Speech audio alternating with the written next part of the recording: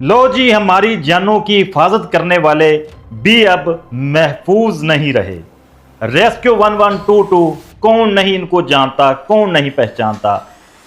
ज़रा सी भी हमें आँच आए तो हम कॉल करते हैं, फौरी रेस्क्यू 1122 की गाड़ी हमारे सर पर होती है, फौरी हमें अस्पताल पहुंचाया जाता है, तिब्बी इमदाद फराहम की जाती है। रात भी कुछ इस तरह ही हुआ है कि रेस्क्यू 1122 की जो गाड़ी है वो छंगा मंगा किसी मरीज़ को छोड़कर वापस आ रही थी कि इनको वहाँ पर मुसल्ला डाकुओं ने रोक लिया। ये कोई आम एम्बुलेंस नहीं थी जो किसी को पता नहीं चला कि ये जी अनजाने में रुक गई है या इसको रोक लिया गया है। ये रेस्क्यू 1122 की प्रोफेशनल गाड़ी थी जिसको दूर से ही पहचाना जा सकता था, लेकिन डाकुओं ने जब इनको रोका है तो गन पॉइंट पर इनको यरगमाल बनाया और यरगमाल बनाने के बाद वो इनसे नकदी भी छीन सकते थे, सारा कुछ कर सकते थे, जो उन्होंने बाद में छीनी भी, लेकिन पहले उन्होंने इन पर तशद्दुद किया है। इंतहाई ये अफसोसनाक वाक़या रात को रिपोर्ट हुआ है। तहसील चूनिया का इलाका छांगा मांगा, 20,000 रुपये इनसे छीने गए हैं, 2 मोबाइल वो भी इनसे छीन लिए गए हैं और तशद्दुद करने के बाद इनको यरगमाल बनाए रखा है। और उसके बाद ये बड़ी आसानी के साथ, ये तकरीबन 5 के करीब डाकू थे। रेस्क्यू एहलकार जो बताते हैं ये 5 बंदे थे जिन्होंने असले के जोर पर हमें रोका। हमने बताया उनको कि हम रेस्क्यू एहलकार हैं तो रात को हमारी ड्यूटी है तो मेहरबानी करें, लेकिन इन्होंने हमारी एक नहीं सुनी।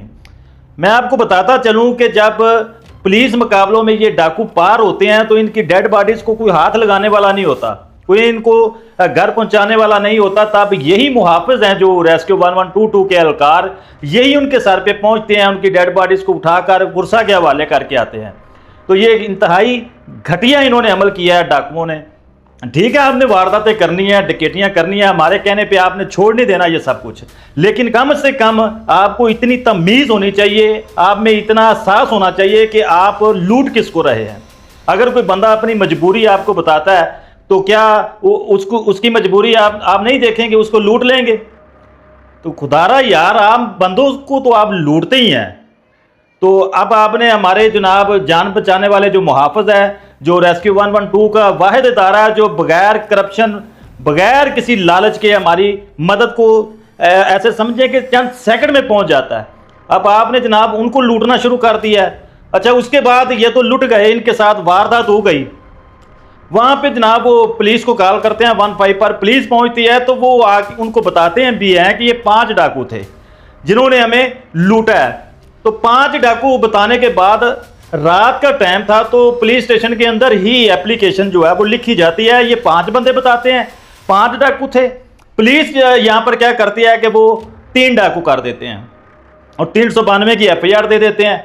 यार ये भी एक ज्यादती है कि एक बंदा तो पहले ही लूट चुका है, उसके साथ ज्यादती हो चुकी है, वो कोई आम बंदा नहीं है, रेस्क्यू एहलकार है, सरकारी मुलाजम है। अगर वो कह रहे हैं कि 5 बंदे हैं तो भाई आपको क्या पड़ी है उनको 3 करते फिरें या 2 करते फिरें?